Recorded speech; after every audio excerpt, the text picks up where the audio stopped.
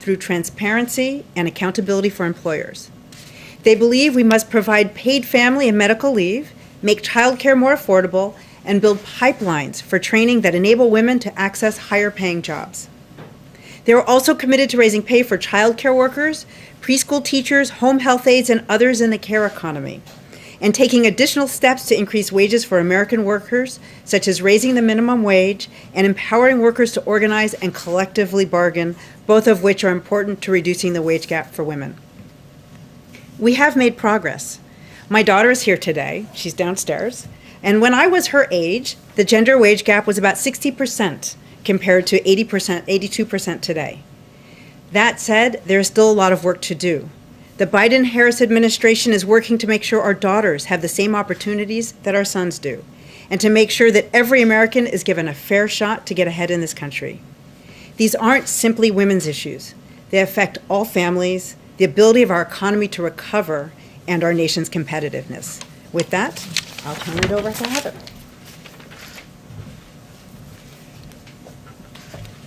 Thank you, Cecilia. So the pandemic and the economic crisis have undermined the health and well-being of women and children in the United States. There are now 4.2 million fewer women working than there were in February of 2020, in large part because of the pandemic. Millions more women have had to reduce their hours, often because taking care of the children is a responsibility that continues to fall disproportionately on women. Our economic recovery depends on us addressing the barriers that have hampered women from fully participating in the labor force. So here's the good news. The American Rescue Plan will change the course of the pandemic and deliver immediate relief and support to women, families, and their communities, critical to building a more equitable economy. The plan will increase the child tax credit from $2,000 per child to about $3,000 per child, and even more for a child under the age of 6. This means a typical family of 4 with 2 young children will receive an additional $3,200 in assistance to cover the costs associated with raising children. This will benefit 66 million children. The plan will also increase the earned income tax credit for 17 million workers by as much as $1,000, benefiting many cashiers, food preparers and servers, and home health aides, those frontline workers who have helped their communities get through this crisis, many of whom are women, many of whom are women of color. The plan also expands child care assistance, helping hard-hit child care providers who are disproportionately women of color cover their costs.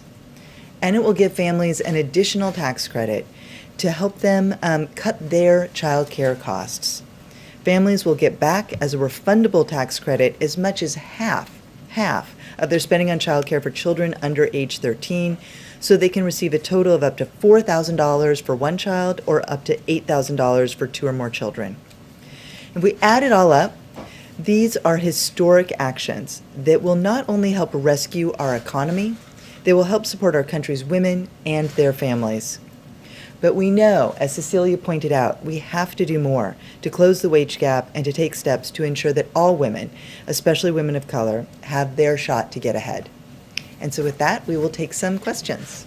Okay, Jennifer, kick us off. Okay, thanks. Question for you both. This is on racial economic gaps. During the campaign, President Biden talked about wanting the Federal Reserve to close income gaps, and he wanted to measure the progress they make in closing those racial economic gaps. Would you be willing to say if any steps have been taken so far towards requiring that sort of thing? Is the White House still interested in talking to Congress about amending the Fed Act to require some sort of measures? Sure, I'm happy to take that. So I can't speak to that exactly at this time. What I can say is that this administration, across the administration, we are committed to addressing the racial wage gaps and racial inequity gaps. I can say at the CEA, for example, we are using data to understand the impact of all of our policies when we study what's happening in the economy. We want to look at how it's not just affecting the average, but looking at all groups. And I would also mention that when Chairman Powell testified yesterday, I think it was just yesterday, And last week, he pointed to the fact that as the Federal Reserve is doing its monetary policy, it is looking not just for the average unemployment rate to change, he is looking to see that the economy is doing well for everybody. So, we are very aligned in that. Go ahead. Thanks for doing this. Josh spoke with AP. Lots of Americans thought educational attainment would close the gender wage gap and racial inequality. But in fact, if you look at college grads, the gap widens between men and women. Some of that is due to age, but what are the factors driving here? Why hasn't educational attainment delivered more? I'm happy. Yeah, so, educational attainment was actually very instrumental in making some of the gains between my daughter, the wage gap when I was coming up and my daughter. So we know that women getting higher years of schooling was very important in the early years. But now we know that women on average are getting more schooling than men. So that is why it is not contributing as much. And what we see then is that there are other factors. So we see that the wage gap among young adults is actually fairly small, and it opens up, particularly when women start families, which is why the care economy and the efforts we're making to ensure that workers, not just women, but all workers, can balance work and family is going to be so important. We also know that flexible workplaces is very important for helping workers to balance work-life, the work responsibilities and job responsibilities. Claudia Golden at Harvard, for example, has found that the wage gap is smaller in occupations such as pharmacists, where there's just more flexibility baked into the occupation. So there's still more work to be done, and I think it really goes to helping women in particular, but all workers balance responsibilities of family and work. Karen? Heather, you had cited the statistics on 4.2 million fewer women now in the workforce than before COVID. The president has said that women dropping out of the workforce during the pandemic is a national emergency. Are there new measures under discussion now specifically on that issue to reintroduce women back into the workforce, part of the Build Back Better plan, and what can be done to bring them back in? It's a great question. The most important thing that we need to do is wrap our hands around this pandemic, right? So the steps that were taken as a part of the American Rescue Plan to, deal with the health crisis, make sure that the vaccine gets out, all of those things, that is certainly going to be an important step forward so that schools can reopen safely. And then, of course, there are funds as a part of the American Rescue Plan, historic investment in child care centers to help them reopen safely. So part of what we see in this decline in women's employment is because of the fact that they're responsible for children, the fact that child care centers have closed, schools aren't open, families are trying to telecommute, or they're trying to go out to their job and cope with children not having adequate care or the right care. That is really, I think, going to play an important role in getting folks back in to the labor force. And I want to stress that's on both sides. Right? In those caring economy parts of our economy, these are jobs that are disproportionately held by women. So in making sure that schools are open and childcare centers are open, we're helping those women as workers and also as parents and caregivers. So I think those are some of the first steps that we need to see. But over time, making sure that, as Cecilia said, making sure that we have that strong foundation of the care economy on issues around childcare, also issues around how we help families that have someone who needs some extra care or sort of later in life issues, the aging and the disabled, along with making sure that we have workplace flexibility and we have paid leave. These are all things that help make it possible for people who have care responsibilities to be full members of our economy and our society. Andrea and then Lisa, and then we gotta wrap it up. Okay. Sorry, it's equal pay day. Yeah. Just real quickly, in terms of the infrastructure package that's coming next, right? So that we're talking about quite a lot of money, $2 to $3 trillion. What specific things do you think essentially have to be part of that, and what role in all of this does the sort of your push for the federal minimum wage increase play, and how do you convince Congress that that's an essential part? Well, I can take a stab at that, and then we know that the president has been so clear throughout the campaign and into governing on what his values are and where he wants to guide this economy. Right, that we're focused on how we can deepen, strengthen, broaden the middle class. It's why we're so focused on equal pay day, because we know that women are a key part of, make up the workers that make up the middle class. And he's been very clear in his support of raising the minimum wage to $15 an hour, that these are the kinds of focus that we need to have in as the agenda is built out. This is what he's asked us to focus on. Alongside this, we need to make sure that we are making sure that the economy is directed at enhancing, supporting, building American competitiveness so that we're creating those good jobs and they're available for all people, not just some people, but people all across these United States. Yeah, I guess what I was just going to add to that is that, right, this next package is really about investing in our future and making the kinds of smart investments that we know will increase growth, and we want that growth to be widely shared. So the idea is not just to increase the size of the pie, but to ensure that everybody gets their slice, unlike many policies that have followed in the past.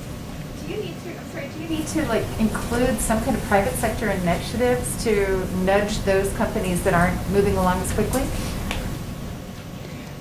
Look, we really can't speak to the specifics. I think you're used to Jen saying she likes to keep her job. I kind of like to keep mine too. So we are looking at the most effective ways in order to make these kinds of investments that we know are just so important to our economy. Thank you so much. I think just to follow up on Karen's question, making sure that there is support for the women is one thing, but will there be any concrete measures in the Build Back Better plan to make sure the 4.2 million women have jobs to return to? Right, that is the exact purpose of the American Rescue Plan.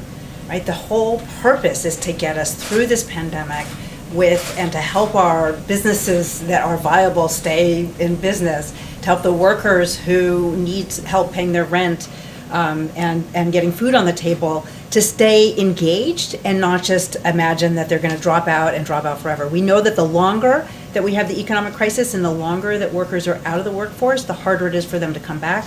So that is the entire focus of the American Rescue Plan, is to get us back on track so that by next year we are back to essentially full employment. Great. Thank you both so much for coming. Thank We'd love you. to have you back. Thank you. Okay, I just have a couple of other items for you all at the top. As you know, this afternoon, the President and First Lady will be joined by Megan Rapinoe and Margaret Pearce at the White House for a virtual event with other members of the U.S. Women's National Team, where the President will sign a proclamation marking Equal Pay Day. Additionally, the second gentleman is in St. Louis, Missouri for a listening session on gender equity in the workforce. As Cecilia and Heather just detailed, the pandemic and economic crisis have undermined the health and well-being of women and children. The American Rescue Plan provides help for women and families by increasing the child tax credit, expanding child care assistance, and providing women and families the relief they need. It also provides $130 billion to help schools serve all students and reopen. Yesterday, on the anniversary of the Affordable Care Act being signed into law, the President, of course, traveled to Ohio. It was a great trip, where he announced that the administration would expand access to health care coverage by extending the special enrollment period until August 15th. I know a number of you noted that, but I just wanted to reiterate it since it was late in the day. This morning, the President was proud to sign into law the Save Lives Act. The bipartisan piece of legislation will give the VA the ability to provide vaccines to all veterans and boost vaccine efforts for veterans, families, and caregivers. It's truly a testament to what government can do when we work together. He's grateful for the leadership of both the Senate and House Veterans Affairs Committee, both chairs Mark Takano and John Tester, and ranking members Mike Bost and Jerry Moran. As we announced this morning, but to give you a little bit more detail, the President will travel to Pittsburgh, Pennsylvania next week on Wednesday, March 31st, where he will deliver a speech laying out more details of his plan to build the economy back better. Over the next several days, and this is probably why they were hesitant to give more detail, he will continue meeting with his economic team to finalize details of his proposal, including the scale, scope, and final policy components. His focus, of course, will be on investing in America's workers, making sure the tax code rewards worth, not wealth, delivering on the promises he made to the American people when he was running for president. With that, go ahead, Josh. Thanks, Jen. On the shooting in Colorado, the president said Congress must act. Senate Majority Leader Schumer has also said the Senate's poised to act. But Vice President Harris said today on CBS that she thought the change would have occurred after the Sandy Hook shootings. And I'm curious, what does the president think is different this time, and how has he changed his approach so that this administration can pass these changes when in the past it failed? Well, first, the president shares that sentiment, as I think many Americans do, that when we saw 20 children murdered, when we saw 6 adults murdered, that would turn the tide of Congress. We have seen data and statistics still across the country still broadly support background checks. I think it's about 80% of the American public support background checks, including a good percentage of gun owners support background checks. We've seen states take action since that time. A number of states across the country have put in place a number of laws. Sometimes states are the leaders, as we know, and we've seen in other areas of policymaking. But I think the president, who has been in public life and public office for 50 years, more than 50 years, would be the first to tell you if he were standing here that just because you don't get the policy making, the legislation done the first time, it doesn't mean you quit trying. And certainly tragedies like we saw earlier this week, like we saw last week, mass shootings that are killing innocent lives, leaving family members without their loved ones, is a reminder of how important and vital that is. He has talked about, as he did yesterday, the importance of working with Congress. I know the vice president touched on the fact that if we want something to be permanent, if we want it to be lasting, we need it to be legislation. He certainly believes that. But there are also executive actions under consideration that we will continue working through internally. And there's lots of levers you can take, obviously, as president and vice president. And then secondly, today's the first chance for many in the media to see the situation on the southern border at government facilities. Yeah. This is the first step at transparency. What else can we expect with regard to that so that we can evaluate the situation and present it to the public? Well, first, as you noted, I know all of you have covered this, but just to kind of reiterate where we are here. So there's a delegation of members of Congress and White House officials who are traveling to the Office of Refugee Resettlement at Carrizo Springs in the influx care facility there. There is a network pool camera that will be a part of this journey, which will be which will ensure that there's network pool coverage, or network pool footage, I should say, that is provided to all of the networks so that you can all see as the media for yourselves and be able to provide analysis on that B-roll footage. And we are also remain committed to transparency, and will continue to work with agencies on creating avenues for media access to and visibility into these facilities. So I think our balance is, of course, privacy, as you all know. It is also that we are in the middle of a pandemic, and that these facilities, of course, can't become forums for media access all day long, every day. I think we all agree on that balance, but we will continue to look for ways to increase transparency and provide additional access and fulfill requests. Go ahead. Thank you, Jen. A couple questions on guns and Sure. then AAPI representation. At what point would President Biden consider taking executive action instead of waiting for Congress to wait? In other words, how many measures would have to fail before he stepped in? I think he sees it as vital to take steps on 2 tracks, because congressional legislation, as the vice president conveyed this morning, obviously has a more permanent, lasting impact. Executive actions are, of course, an important lever that every president has at their disposal. There's current discussions and analysis internally of what steps can be taken. That has been ongoing for several weeks, even before these 2 recent tragedies. He looks forward to getting an update on and seeing what can be moved forward on that front as well. So he's not waiting for anything to fail, is really the answer to your question. What executive actions do you think he's most likely to take? It's a great question. I have it myself as well, but it's an ongoing policy process internally. I will say that his view, the vice president's view, and our policy team's view is that it's not just about addressing gun access. That's important. And obviously there's legislation that's under consideration on background checks that they both strongly support. They want to see move forward. It's also about addressing community violence and a range of issues that are root causes and kind of lead to the deaths and the impact that we're seeing that's so troubling. Got it. Thank you. And then on the other issue, the White House had conversations with Senators Duckworth and Hirono.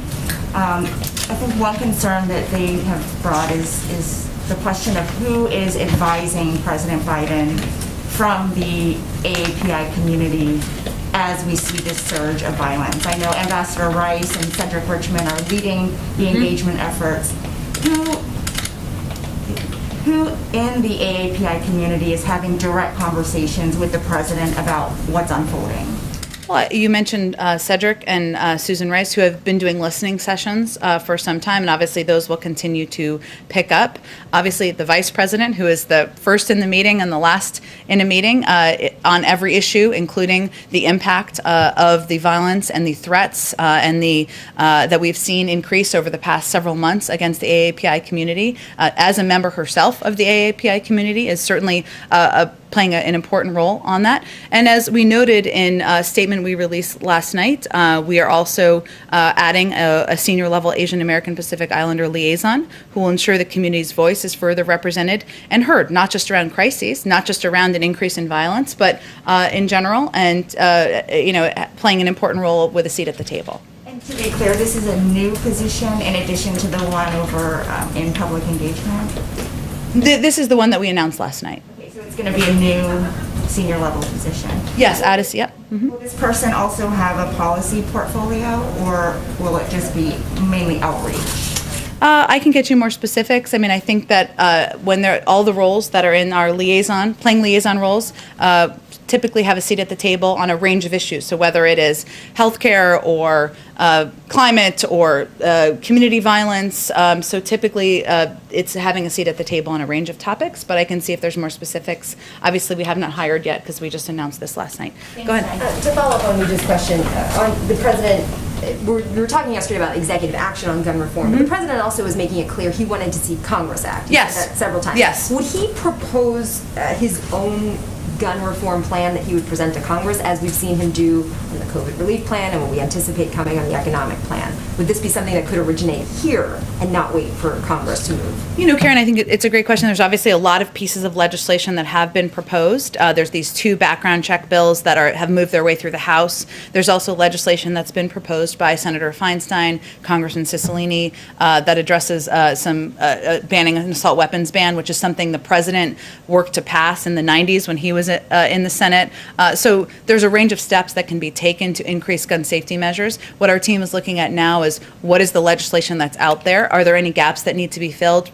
Policies or proposals that have been introduced in the past that could be reintroduced. So I don't have anything to predict for you on whether there'd be something independent. I think we're looking at what a number of passionate gun safety advocates on the Hill have already introduced to see where we can help push the boulder on that.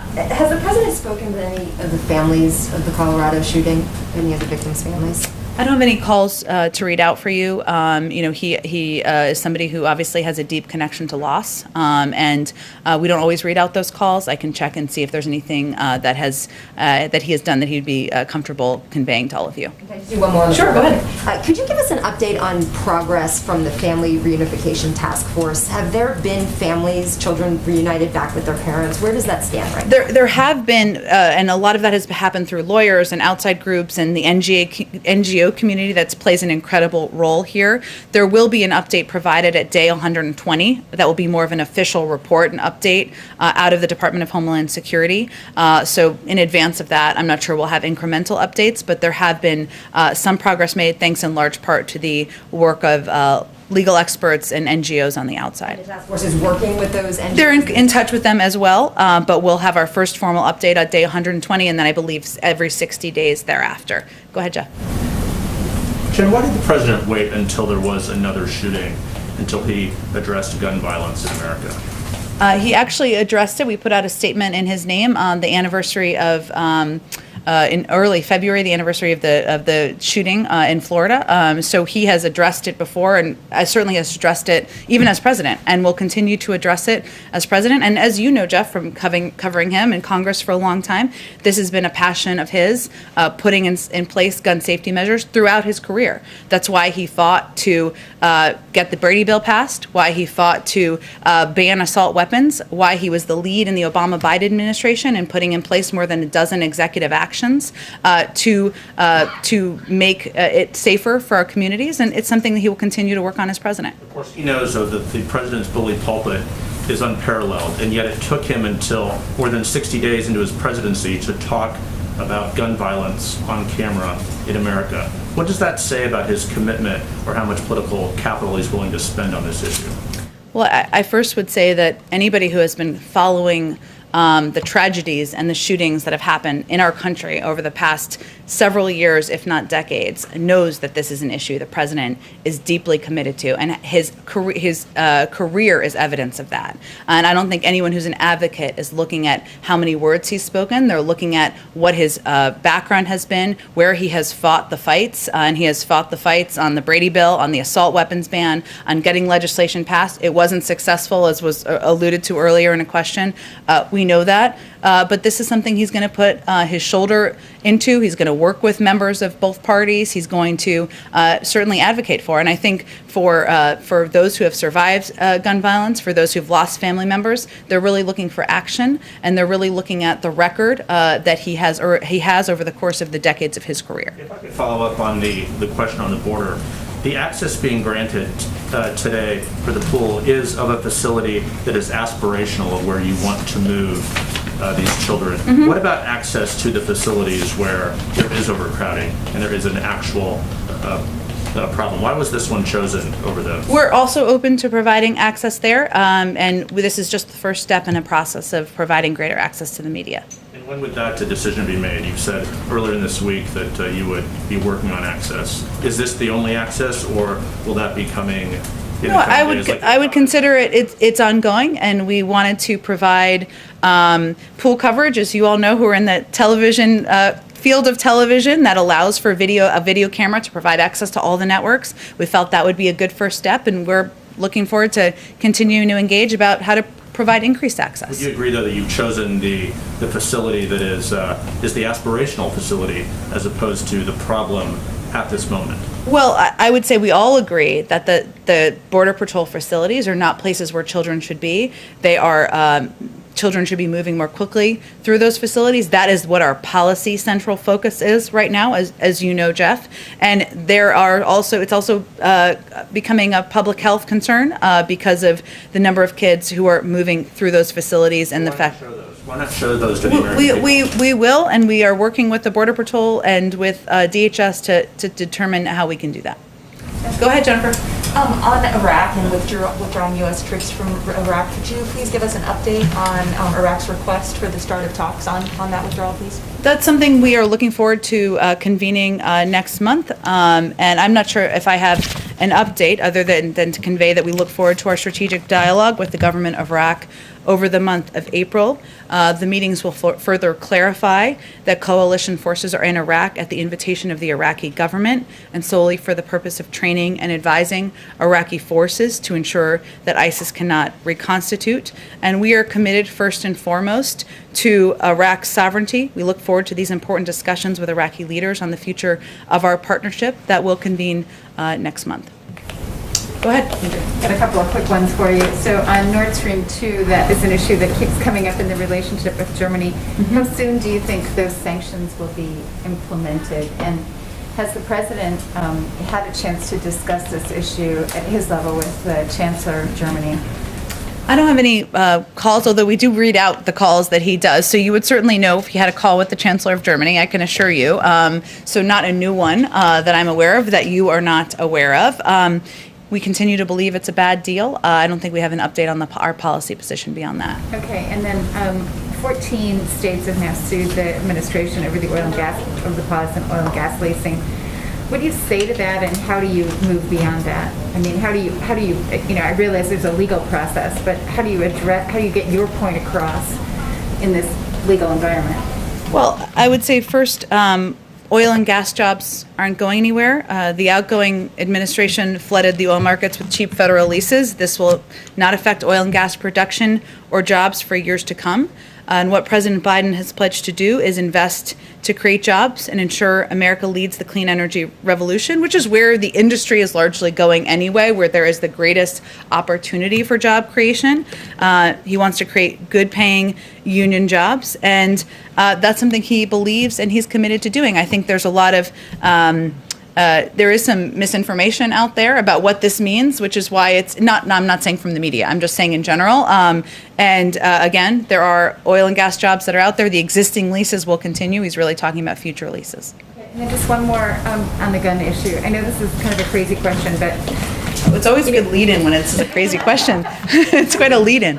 Given the history of people trying to enact gun control Yeah. legislation in this country, is there some consideration to taking a look at the Second Amendment and just addressing it from a sort of the underlying constitutional right to bear arms? Is that something that the president feels needs to be called into question so many years after the revolution?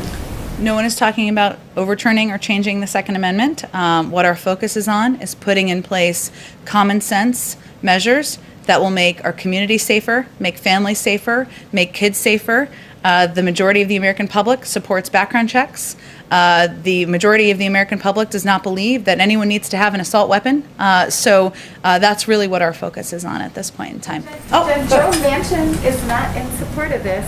Once again, you have a Democrat, a member of the president's own party, who is already signaling that he will not support that. You have a very slim majority. Can you convince Republicans to support this legislation so that you can work around a Democrat that's not supporting it? As the president said yesterday, we don't know yet. He hasn't done the vote count, but it is certainly an issue he will talk to members about and convey why he feels it's so important, that it's shouldn't be a political issue, that keeping our community safe, families safe, looking at the track record as what has worked in states, which is very informative, and actually to Josh's earlier question, something that we know more about now than we may have 10 years ago. So he will be conveying that to members he's communicating with. Go ahead. Two questions. Following up on Legia's questions about representation, the Biden administration is the first in 20 years to not have an Asian American lead one of the 15 executive departments in the cabinet. So how does the White House square that fact with the president's pledges to make this the most representative, most diverse in history? Well, I will just say the president remains committed to making sure this is the most diverse administration in history. That has always been, remains our goal. We've made a lot of progress. We have the most diverse cabinet in history. But we will continue to make progress. We have AAPI staff at senior levels and at all levels of the administration, and we will continue to work to find ways to elevate AAPI voices at the highest level of government.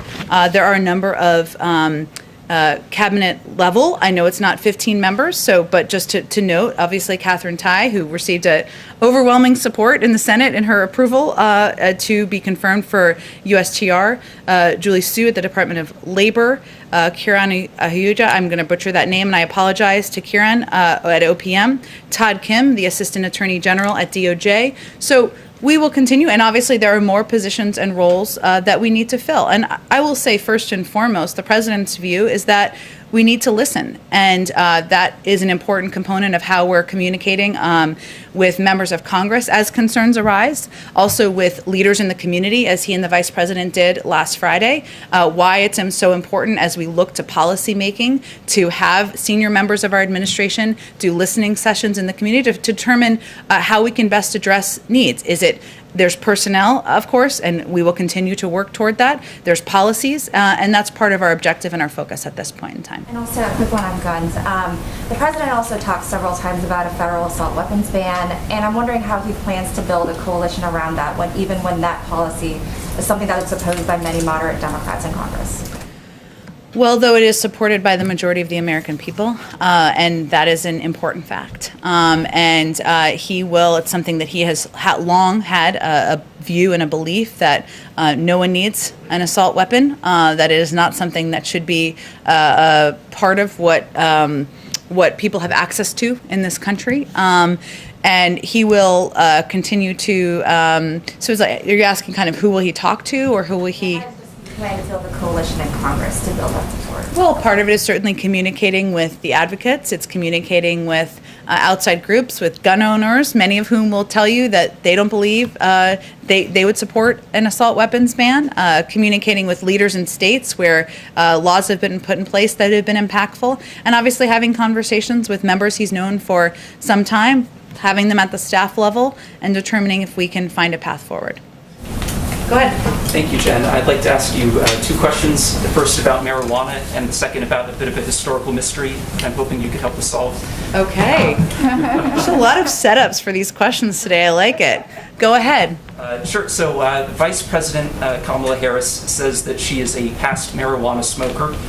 She said, quote, "It gives people joy, and we need more joy in this world." She is with a clear majority of the U.S. population in supporting marijuana legalization. According to polls, 2/3 of people do, including about half of Republicans. Yet last week, the Daily Beast reported that there were dozens of White House staffers who were either disciplined or terminated from their jobs for past marijuana use. You seem to confirm 5 terminations on Twitter. And my question is, why would President Biden allow this to happen, especially considering the White House staff were led to believe that pot use would not be disqualifying, and especially considering the Vice President is herself a former marijuana user? Well, let me first say that what we tried to do as an administration was work with the security service, who actually makes these determinations about suitability for serving in government. In the past, and I served in the Obama-Biden administration, the rules were actually far more stringent. So that isn't about anyone's personal point of view. It's about working through the process, the history, and modernizing it and taking steps to address the fact that marijuana is legal in a number of states across the country. It is still illegal federally, right? We know that. There were, as I noted, I think in our comment last week, 5 individuals who are no longer employed at the White House. A number of them, there were other security issues that were raised. And that's an unfortunate conclusion, of course. But what we tried to do is enable additional members of the team who would not have been able to continue serving in past administrations to continue serving by updating our policy in coordination with the security service. Follow up on that. Surely President Biden could, implement changes here unilaterally and just say that these people can come to work for him. Well, I think if marijuana was federally legal, that might be a different circumstance. But I don't think I have any more for this on you. On this for you. Go ahead. Do you have any more data on the number of people impacted other than the 5 people who were terminated? I don't have any more data for you other than to convey that there were a number of people who would not have been able to serve in past administrations, and because of our efforts to modernize and work with the security service, they're able to serve. Did you have another question? Yes, I did. Okay. So this is as I set it up, a bit of a mystery, and I'm sure that you've inquired about this yourself. And, oh, okay. Where's the cat? No, it's not that. Okay. So there was a report last year from the Senate Finance and Homeland Security Committees. It claimed that the wife of Moscow's former mayor paid a company associated with the president's son $3.5 million. There was no explanation for this alleged payments, and I'm wondering if you could tell us if that claim is accurate, and if so, what the $3.5 million was paid for. Not familiar with that claim. Doesn't sound like it's backed up by a lot of evidence. If you have evidence or specifics, happy to discuss it further. Committee's report. So you haven't asked about this, or? I'm not familiar with the report at all. Go ahead. Thank you, Jen. With the May 1st deadline looming, when do you expect to hear from the President about the timing on withdrawal from Afghanistan? It's a good question. As you may know, Secretary Blinken is currently in Brussels and talking with our NATO European partners. He did a press avail, I believe it was yesterday, but let me reiterate a couple of the points he made, and then I'll get to your question. That our focus right now is for him to share some of our thinking with our vital NATO partners, consult with them, hear from them on where they see things going, where they want things to go. That, as the president had said last week, it's tough meeting that May 1st timeline, and the Secretary of State reiterated that in his remarks as well. Whatever we do will be informed by our allies and partners, but the president is currently discussing, of course, with policy team members on what is possible, and hopefully he'll have an update soon, but I don't have a timeline on that for you. An announcement this week? I can't give you a timeline. It's really up to his own decision making and when he's prepared to talk about that publicly. Go ahead. Thank you, Jen. I have a couple of foreign policy questions. I understand the administration has already supported COVAX, is working with the Quad to ramp up production, working out details with Mexico and Canada, but where is the president's position on the request by more than 55 countries, as well as some Democratic lawmakers, on making vaccine patent through the WHO, giving a waiver to that? Well, the top priority of the president's and of the United States is saving lives and ending the pandemic in the United States and, of course, around the world. That includes investing in COVAX, working with partners, as we announced with the Quad, to produce 1 billion vaccine doses to surge vaccine production and delivery. as part of rebuilding our alliances, we're exploring every avenue to coordinate with our global partners and are evaluating the efficacy of any measure by its true potential to save lives. So that's how we're looking at it through the prism. There are a number of steps, a number of ways we are engaged in addressing the global pandemic through the global international community, and we'll look at a range of options. But I don't have any update for you on the patent question. As a general principle, do you believe that protecting American innovation and intellectual property of pharmaceutical companies outweighing the benefit of moving faster towards a COVID-free world? Sure, I absolutely understand your question. What I'm conveying is we look at every option through the prism of whether it will save lives and how many lives it will save, and try to put our resources and efforts into those that we think will be most effective. Obviously part of that is through engagement with the WHO. I mentioned our Quad partnership, our meaningful contribution to COVAX, and of course, when we can, we will share vaccines as we have already, as we're already doing with Canada and Mexico. But we're looking at a range of options. Right now, our focus is on continuing to address the pandemic that is ongoing in the United States, given 1,000 people are still dying every single day. Another foreign policy question, please. So, can you comment on media reports on whether the administration is considering joining a group of South American nations to push back against Chinese illegal fishing? How big of a problem does the administration see this kind of Chinese practice of distant water fishing? And would this be something that you would consider with other regions, including Southeast Asia and Africa? Sure, it is a challenge and a problem, and one that we're watching closely. And for others who have not been following this issue as closely, it is an issue of overfishing in certain parts of the world. It is something our national security team is certainly watching and following closely. I can see if there's more specifics on their engagement to update you on. One domestic question. Go ahead. The question on vaccination for federal government employees. I mean, so far it's been pretty much where they live, right? I mean, if you're in DC, you follow DC rules, Maryland, and so forth. Is there any other kind of consideration from the White House to just expand access to vaccines for federal government employees? It's a great question. I'll have to check with our COVID team. Obviously, everyone will be eligible in just over a month, including our government employees. And DC and Virginia have already made that commitment, maybe Maryland too. I don't want to leave them out. So that is good news for every federal government employee, but I can check and see if there's more specifics across the administration about our approach. Go ahead in the back, and we'll go back. A couple of questions. First, I wanted to ask about voting rights. The Senate right now is debating its own version of the For the People Act. Yeah. There are a few hang-ups with it in the chamber. I was curious how much emphasis the president plans to put on this, if he will be reaching out directly, or if there's a team from the White House that's working on this issue. Yes, I would say we're very engaged, closely engaged on S1 that is being negotiated, as you said, and there are changes being made, which we fully expected that there would be, as a number of senators, I believe, have alluded to that being a possibility and things they'd like to see changed.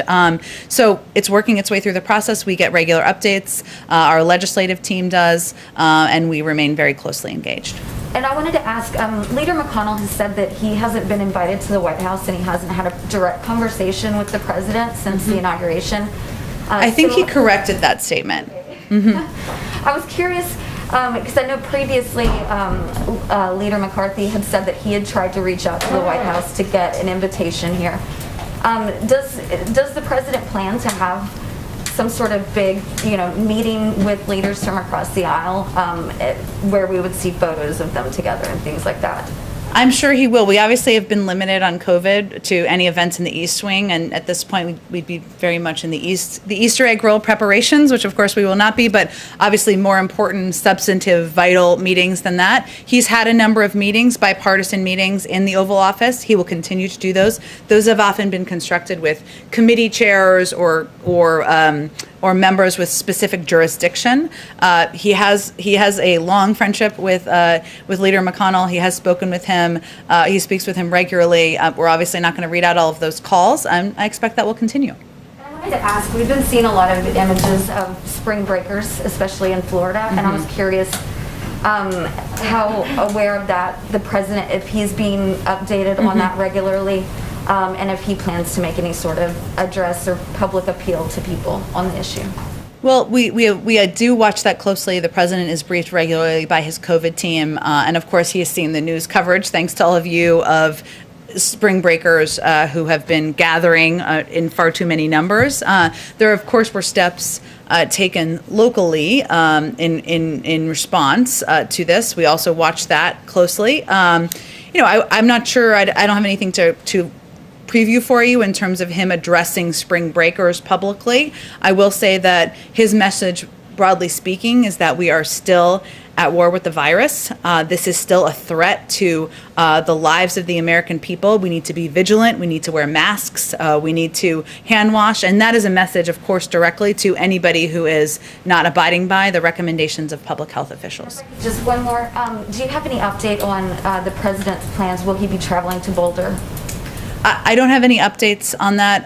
As you all know, this tragedy only happened just about 36 hours ago, and obviously that would be done in consultation with local officials who I know are still digesting the events and in their community, working on healing in their community. I can note, since you reminded me, he did speak with the mayor this morning as well, and he had spoken with the governor yesterday, and will remain in close touch. But let me just go to the back, and then we'll come back. Go ahead in the back, Lal. Thank you, Jen. Last week, Secretary Blinken and NSA Jake Sullivan had a meeting in Anchorage with the Chinese counterparts. Have they given a briefing to the president on the China policy? Has it changed any China's policy of the Biden administration? Although I know that the president has spoken with Secretary Blinken and National Security Advisor Jake Sullivan since their return. I don't have any. Obviously, they talk about a range of national security issues, ongoing policy processes that are ongoing.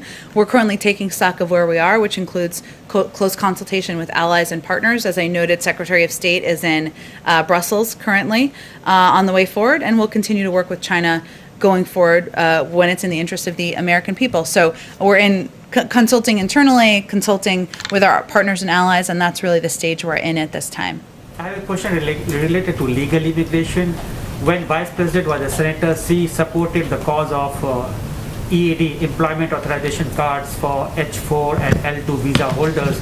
Now these guys are saying, most of them are women basically, they're saying there's very long delay in issuing EAD cards for H4 and L2 visa holders. Some of them have also went to the court. What is your, why is delayed that? I think part of the reason we want to push for action on immigration on the Hill is to move forward with expediting the processing and doing that on several levels, including a number of the visas that you just introduced or just conveyed. So that's part of the reason why we think that's such an important piece to move forward on. A final one. Number of Indian American doctors whose job is to treat patients during this COVID era, they are on the Hill protesting against and demanding elimination of country quota for green cards. I know the White House has sent a legislation to the Hill and that talks about that, but they're still protesting against and faster implementation of that passage of the bill. What is President's message to those doctors? I think the president would reiterate that he believes that there should be faster processing, that our immigration system is broken at many levels and of the system, and that he is eager for Congress to move forward with action there. Okay, two in the back. Go ahead. Thanks, Jen. I'm back on guns. You mentioned bipartisan meetings. I'm wondering if you could give a little bit more of a sense of the president's engagement with Congress on gun legislation specifically. Does he plan to have a bipartisan meeting on that at the White House? And has he spoken to Senator Manchin at all about his opposition to that background check bill? I don't have any meetings to predict. Obviously, this is an issue that there are a number of passionate gun safety advocates on the Hill, as you well know, who have strong views about what the path forward should look like. So I have no doubt that he has discussed this issue with them over the course of the last 2 months of his presidency. As it relates to the tragedy of Tuesday night, he was, of course, in Ohio all day yesterday with a very full schedule. So he didn't have any calls yesterday, but it's something that he will continue to look for ways to engage, to discuss, to advocate for action moving forward. And is there an update on his joint session to Congress? No update yet. We have a speech coming up next week, and we certainly he remains interested in and committed to doing a joint session. We remain engaged with them, but I don't have an update on the specific timing. And if I can just ask one more from one of the reporters in the pool who couldn't Go be ahead. here. There was an Axios report today that he met with historians to discuss how aggressive he could be on his economic agenda, among other topics. I'm wondering if you can confirm the meeting and maybe tell us who was involved and why he felt the need to meet with historians on this. I will tell you, presidents love historians. I know this this is my second president working for. I think it's important to learn from what worked and didn't work in the past and gain perspective from people who study that. He did meet with historians a couple of weeks ago. I don't have the list of names in front of me. I can see if there's more details we can provide. And really, it's meant to have an open conversation about the challenges our country is facing and looking back at history. And it's a moment to step back and reflect and use it as lessons moving forward. Go ahead. Thanks, Jen. A few on spending, one on taxes as well. I know you can't get into specifics at this point, but what the president is being briefed on by his economic team in the upcoming days, is this an infrastructure package? Is it the president's Build Back Better plan, combination of both? Give us an overview of what it is. Well, our Build Back Better agenda, his Build Back Better agenda, includes a number of components that he talked about on the campaign trail. Infrastructure is part of it, making the tax code fair and one that rewards work and not wealth is part of it. Doing better by our caregivers is part of that. Increasing access to health care is part of it. Investing in our clean energy economy is part of it. There are several components he talked about on the campaign trail. And right now what he's talking with his economic team and advisors about is what the scale, the scope, and the components will look like in what he's going to move forward and propose next week. The $3 trillion number has been put out there. I know the White House hasn't confirmed that, but is it possible that it goes above $3 trillion? Like, is $3 trillion viewed as the cap, or it's certainly possible it could go even higher? Well, again, I think what we're looking at is all of those components, as I just laid out, all of which will not be in a speech next week, right? This is big components of his agenda that he talked about on the campaign trail. So, and right now he's having a conversation about the scale and the scope of what proposals look like. There's lots of ways to frame it, to shape it, to size it. So I don't have any more to predict for you. Last one on this before taxes. Speaking of size and scope, it's possible if it gets broken up that infrastructure could be one. So what does the White House view as infrastructure? What falls under that umbrella? Under infrastructure, there's a lot of ways to look at infrastructure. I can't preview for you. I know you're not exactly asking this, what will be in the package that he's still discussing, but obviously roads, rails, and bridges are part of what everybody historically thinks about. But there's also components like our cyber infrastructure. There's lots of ways to look at infrastructure, but what is in a package that he proposes in the coming months, I don't have anything more to detail for you. And then on taxes, the White House says now that families who make up to $400,000 won't pay a penny more under the president's potential plan to the federal government in taxes. So, which is 98% of families. So what about individuals? If you're an individual and you make up to blank, you won't pay more to Uncle Sam. What is that number? $400,000. So the individual number is going to be same as the joint filer number? Well, no individual making less than $400,000 will pay more in taxes. If you're an individual and you make $300,000, let's just say. That's less than 400, right? You're a married couple that makes 300 and 150. That's more than 450. The 300 isn't going to. Traditionally, taxes, the joint filers pay about, it's double. But you're saying now it'll be the same rate. I think we'll have more to say when we actually roll out a tax proposal, which we have not done yet. So this is a commitment he made on the campaign trail, which he's committed to abiding by. But once we propose a tax proposal, we'll have more to discuss on it. So just to be clear, individual filers, if you make up to $400,000, you're an individual, you will not pay a penny more, just like families won't pay a penny more. That's right. A quick one, as the puller from a TV colleague who can't be here today. Can you give us an update on Major and Champ and whether they're at the White House? I was waiting for this to come up. Of course. Champ and Major are here at the White House. They joined the first family at Camp David last weekend and returned with them on Sunday. The dogs will come and go, and it will not be uncommon for them to head back to Delaware on occasion, as the President and First Lady often do as well. Is it about the dogs? On Colin Call, he's one of the president's nominees for the Yes. top Pentagon post.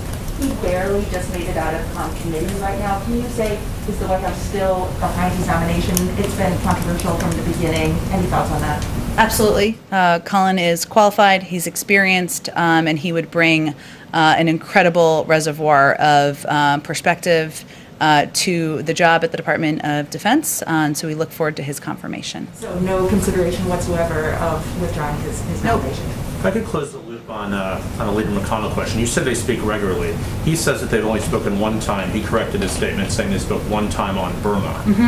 Have they spoken beyond that one time? I don't have any more calls, I don't think, to read out for you, in which we will not make a case of doing, as you know, so I don't have more to read out for you. Has the President's definition of bipartisanship changed since he arrived in office on January 20th? No, his definition of bipartisanship has always been working on behalf of the American people and governing for all people, whether it's Democrats, Republicans, independents, and moving forward on proposals and policies that will make their lives better. With or without Republican votes? Well, he doesn't believe that bipartisanship is defined by the zip code here. He believes it's on how we can deliver relief to the American people. Thanks. Okay, thanks, everyone. Do you have any timing when you might announce a replacement for Neera Tanden? I do not, but Shalonda Young is confirmed. She will be the acting, and so, but I don't have a personnel preview for you on that particular role. Jen, can I have one more question on China vaccine diplomacy? Is the administration doing anything specific to push back against requirements by China for countries to cut back or reduce ties to Taiwan? Is the administration? I will check with our national security team if there's anything for that on that for you. Thank you. Thank you.